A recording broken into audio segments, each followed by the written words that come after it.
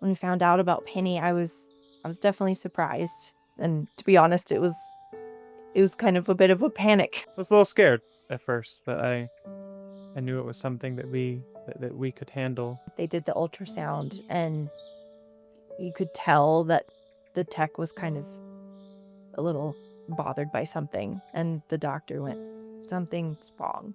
It was difficult to process because you had people telling you, "Oh, there's something wrong. We need to make sure," so you know what all your options are. We're not talking about options here. Like, she's not optional. When my mom found out she was pregnant, the doctor came in and said it's going to be an unsafe pregnancy. We recommend you terminate. I thought that I was having an appendicitis, and so did the hospital.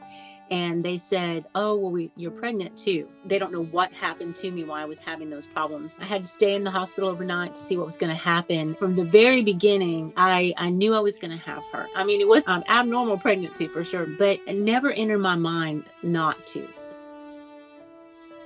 Her dad and I separated right after I had her. So I had three daughters. We certainly struggled through poverty and lights being turned off. Even though I experienced all that, I knew that my mom was going to do everything that she could do for her children. She made it to college, and that's where they found the first tumor. I started and ended college the same with the brain tumors. And it was one of those situations where the doctors, prepared us for everything. Like, if you survive this surgery, you will be paralyzed. You will be mentally changed. You will have all of these things. Just had the faith in that I could overcome this. It's going to be okay. God can be glorified. We followed Penny's story from when she was first conceived. Her dad worked here at Save the Storks, and so we were able to pray for her throughout her whole journey and all those surgeries. She's spent so much of her time not at home, 6 months in the hospital. Surgeries and complications, and we're going to try this now, and maybe that'll work. There hasn't been a lot of peace.